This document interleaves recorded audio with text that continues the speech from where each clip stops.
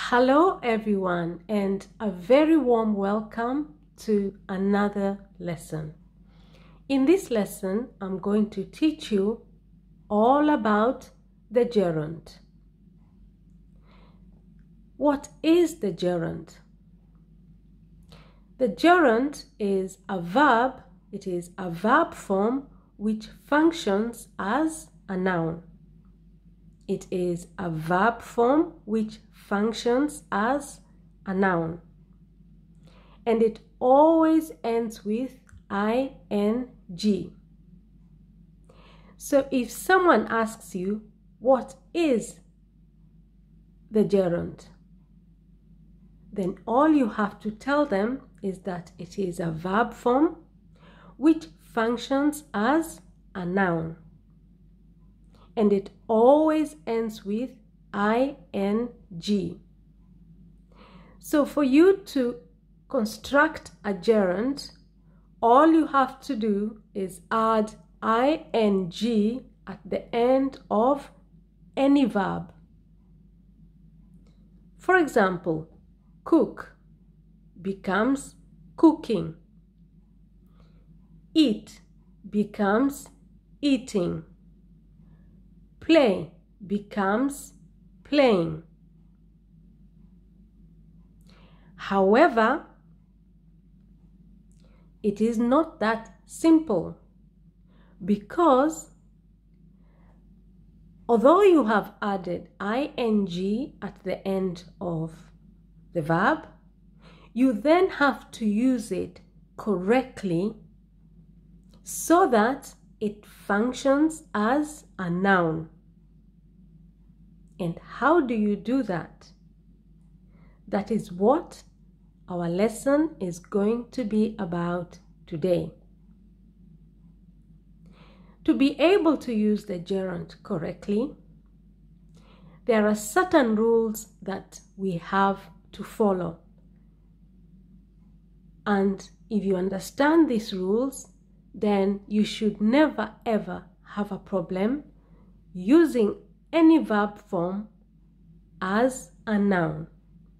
Or in other words, being able to construct the gerund correctly. So another name for the gerund is the ing form of a verb. Another name for the gerund is the ing form of a verb. So let us begin looking at the rules. A. The ing form of the verb or the gerund can be used as the subject in a sentence. It can be used as the subject in a sentence, meaning it can be used to function as a noun. And what is a noun? A noun is the name of a person, a place, or a thing. So in a sentence, when you begin a sentence with the noun, it means that that noun is the subject of that sentence. In other words, the subject of a sentence is what the sentence is talking about. It is what the sentence is talking about. That is the subject. Now, let us look at some examples. Look at the examples A on the right.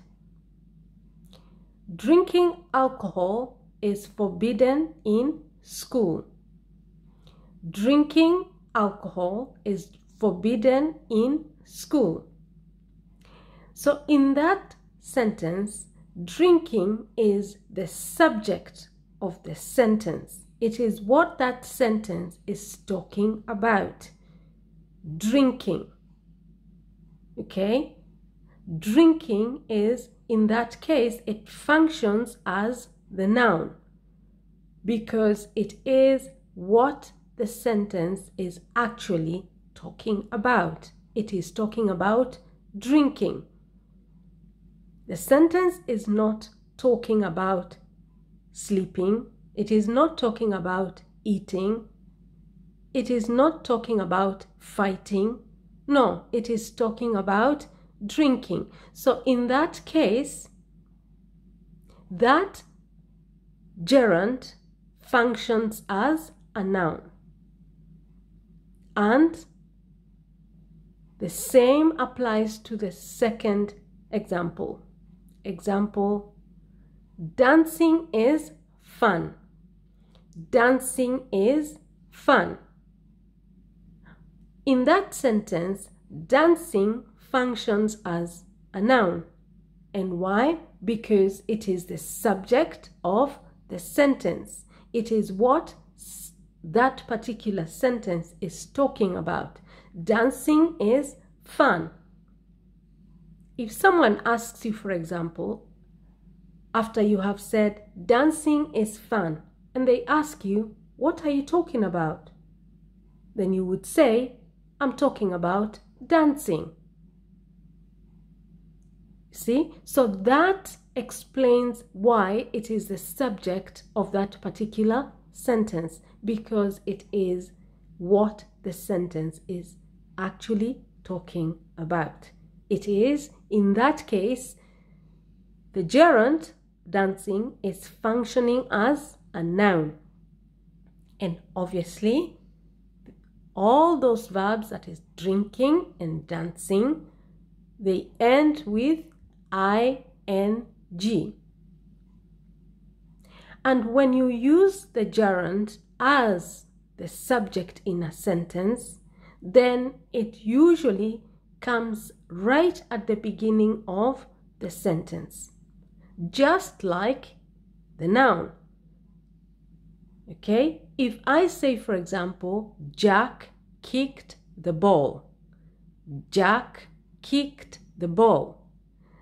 Jack is the noun in that sentence, and it comes right at the beginning of the sentence. So when you use the gerund,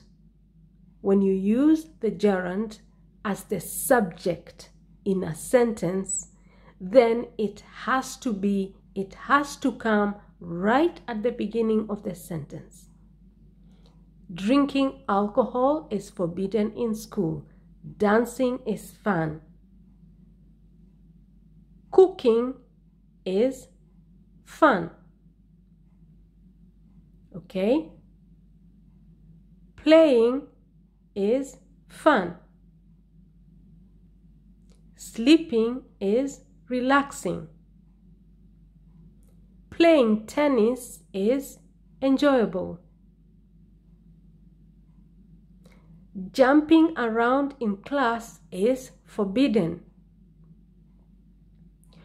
Playing the piano is difficult. Okay, so in all those examples that I have given you, I have started the sentence with a gerund. And in that case, then the gerund functions as the subject in a sentence. Okay, let us move on to rule number B. The ing form of the verb or the gerund can be used after prepositions. Okay, so you can use the gerund after prepositions. Okay, how do you do that? Let us look at the examples under B on the right. She is fond of cycling. She is fond of cycling. In that sentence, what is the preposition? The preposition is of. Okay? And next to of is cycling. So, the rule is that you can use the gerund after a preposition. So, in that case, that's why cycling comes after the preposition of. She is fond of cycling. which means she likes cycling. Fond means like. She likes cycling. She is fond of cycling. Okay? Look at the next example. I look forward to receiving your letter tomorrow. I look forward to receiving your letter tomorrow. In that sentence, we have the preposition to. And because of that, receiving, which is the gerund, comes immediately after the preposition to. I look forward to receiving your letter tomorrow. So, rule number 2. Use the gerund after prepositions. And remember, to form the gerund, all you have to do is add ing to the end of any verb. Let us move on to rule C. The ing form of the verb or the gerund can be used after verbs which indicate what you think or feel about something. So there are certain verbs which explain or they show. They help somebody understand what you think or feel about something. And they include the following verbs: like, love, dislike, hate, can't stand, mind, feel like, fancy, enjoy, prefer. All those verbs indicate or they show what you think or feel about something. So, you can use the gerund after those verbs, not before, after. How do you do that? Let us look at examples C. Okay, let us look at examples C. I can't stand being late for work.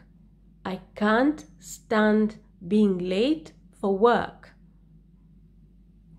In that sentence, we have the verb can't stand. And what you notice is that the gerund comes after the verb can't stand, and that is being. The gerund is being. I can't stand being late for work. Okay? Look at the next example. Do you feel like going to the movies? Do you feel like going to the movies? That should be a question. So I should have put a question mark at the end of that sentence. Do you feel like going to the movies? Okay? Again, you have the verbs feel like. And what you notice is that the gerund comes immediately after that verb, feel like, and that is going. Okay? Do you feel like going to the movies? So that is rule number 3, or rule number C. Okay? You can use the gerund after verbs that indicate or show what you think or feel about something. And I have written for you the verbs: like, love, dislike, hate, can't stand, mind, feel like, fancy, enjoy, prefer. Like, for example, I give you some more examples. I fancy going to the movies. I fancy eating my favorite cake. I enjoy playing with my friends. I prefer playing the piano to gardening. I like painting. I love seeing people happy.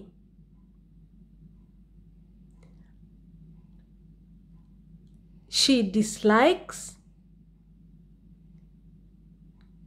sleeping early. She dislikes sleeping early.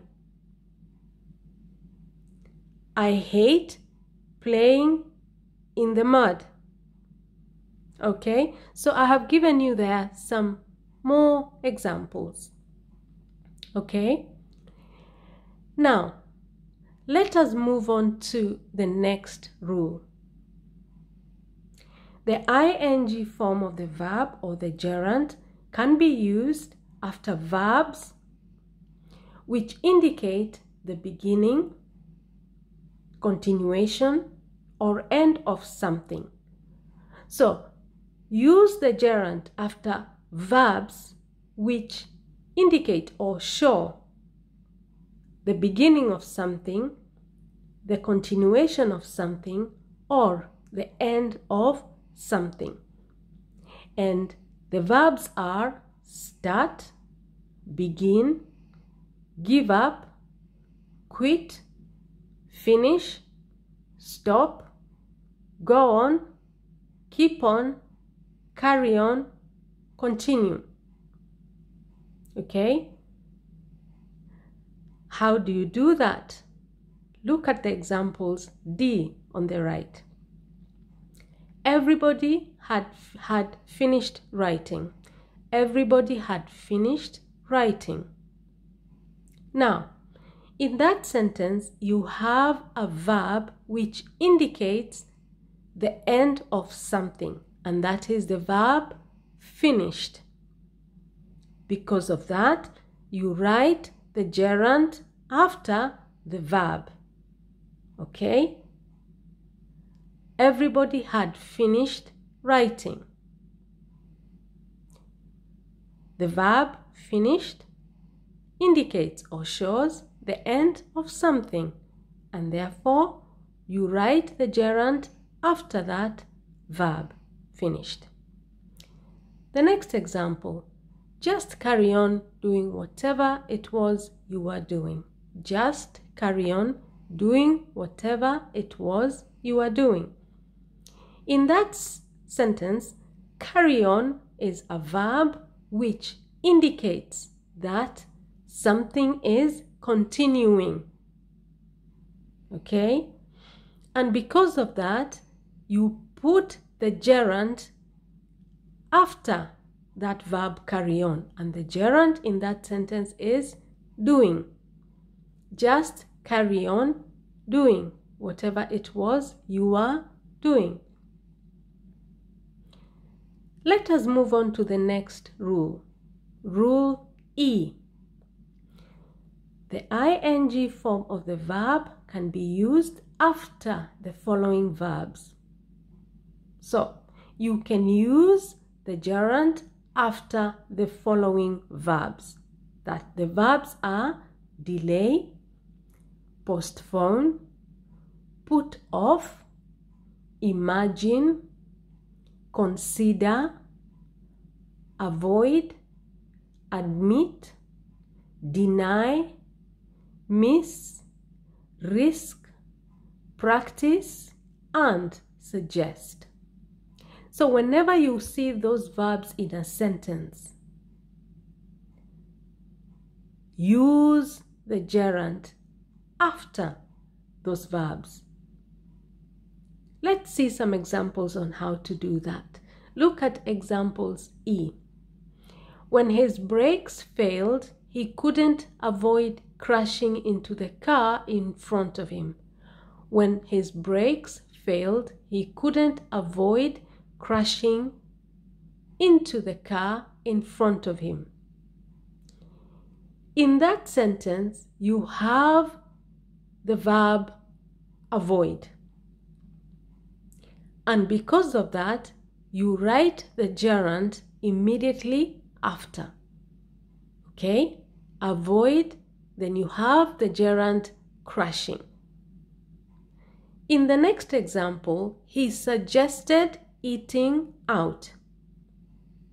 you have the verb suggest, suggested. Okay? So you write the gerund after the verb suggested, and that is eating.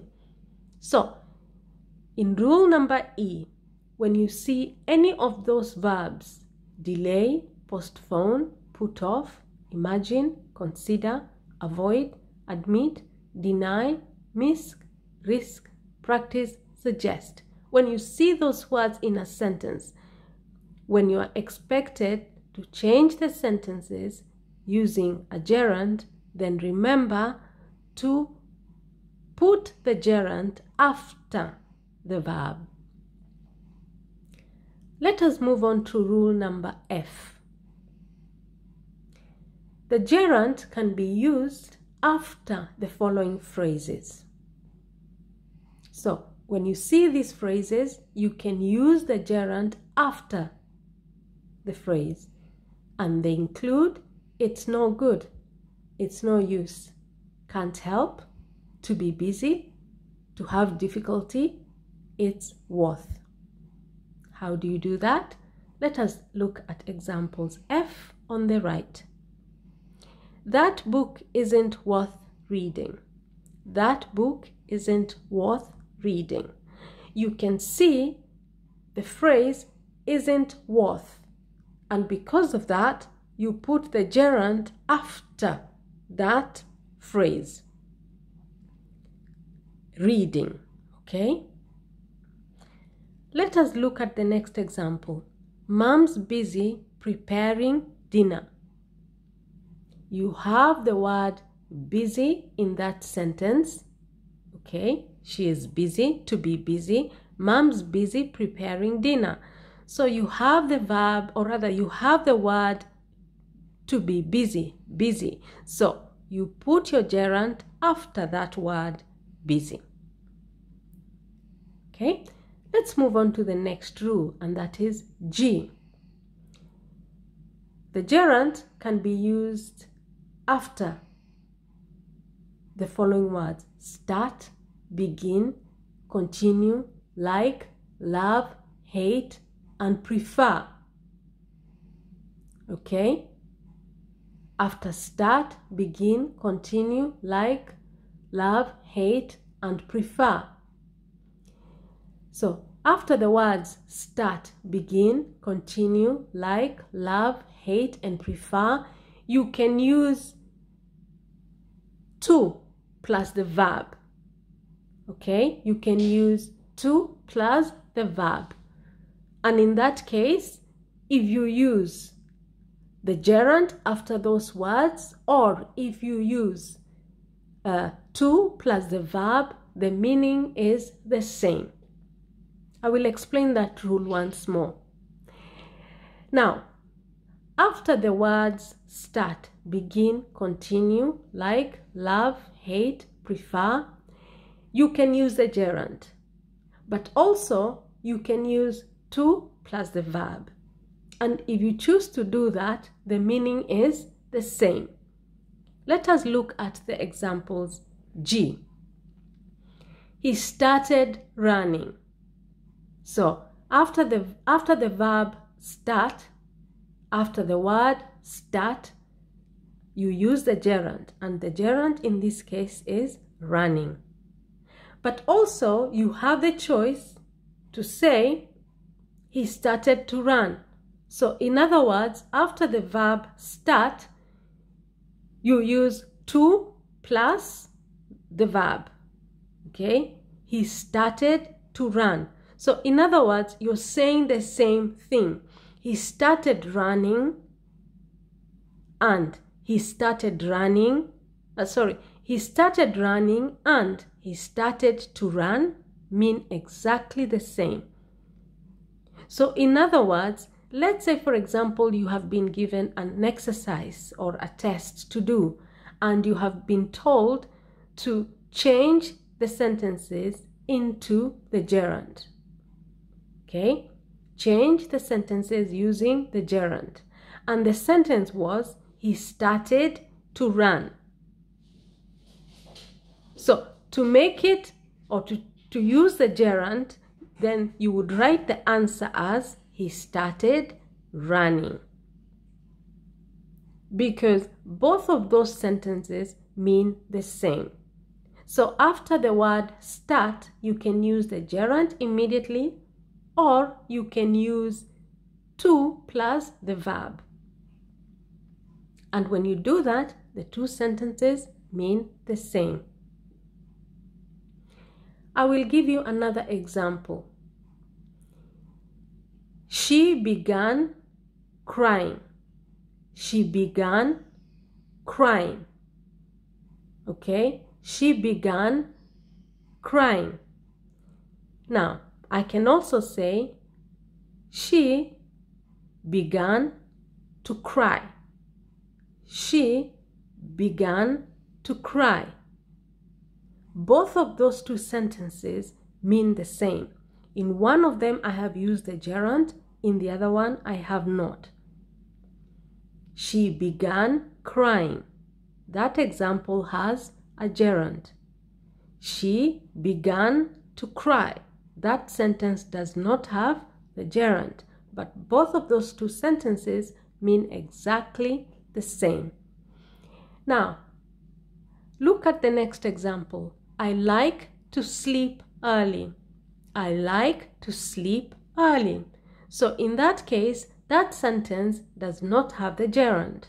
So if I had been told to change that sentence using the gerund and to make sure that it has the same meaning, then I would write, I like sleeping early. And that is because you have the verb like. Remember rule number G. So after the verbs, after the word start, begin, continue, like, love, hate, and prefer, you can apply that rule. So you can either immediately use the gerund, or you can simply use to plus the verb. And when you do that, the meaning is the same, like I have done with examples G. He started running. He started to run. I like to sleep early. I like sleeping early. They both mean, those sentences both mean the same. Now, let us look at the last rule. The ing form of the verb can be used after H, after stop, okay? You can use the gerund after the word stop or the verb stop. But you can also use to plus the verb. But in this case, the meaning is different. So after the verb stop, you can use the gerund. But you can also just decide after the verb stop to use to plus the verb. And when you do that, then the two sentences do not mean the same. In the previous rule, G, when you did that, the sentences had the same meaning. But when you do that in H, they don't have the same meaning. Let us look at some examples. H.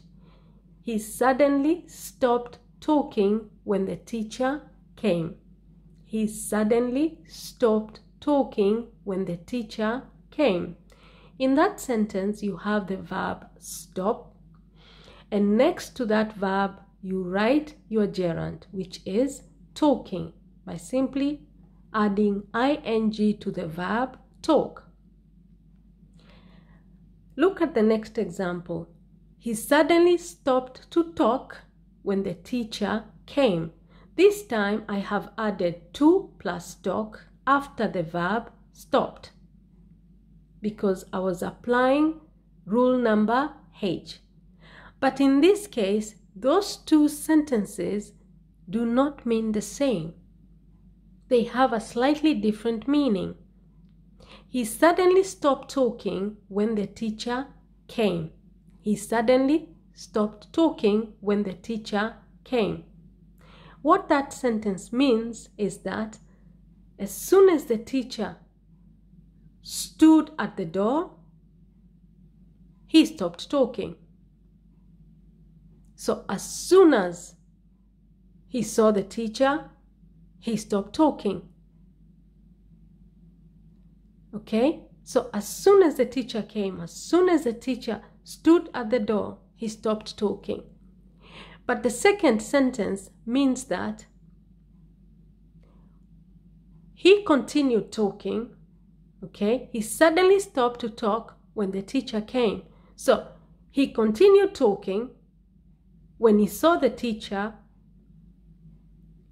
up to the point when the teacher came in. So he probably saw the teacher through the window. He continued talking. Okay? He continued talking. But when the teacher arrived, he was still talking, and then he stopped. Okay? So there is a slight meaning in difference. There is a slight meaning, a difference in meaning between the first and the second sentence. So this brings me to the end of this lesson. I hope you now know what the gerund is. I hope you now know the different ways in which you can use the gerund. Namely, you can use the gerund as the subject in a sentence. You can use the gerund after prepositions. You can use the gerund after verbs which indicate what you think or feel about something. You can use the gerund after verbs which indicate the beginning, the continuation or end of something. You can use the gerund after certain words. You can use the gerund after some phrases, and you can use the gerund after words such as start, begin, continue, like, love, hate, and prefer. But also you can change a sentence that has to plus verb into a gerund. Okay? As we have seen in example G and in example H. Now, if you found this lesson informative, if you have learned something new, if you found the lesson useful, now do me a favor and subscribe to the channel. Have you subscribed? Thank you very much. Do not also forget to give the video a thumbs up and share it with your friends and family and anybody else that needs it. Your fellow students, remember, sharing is caring. That is why I am sharing, because I care. Thank you very much and see you in our next lesson. Bye bye.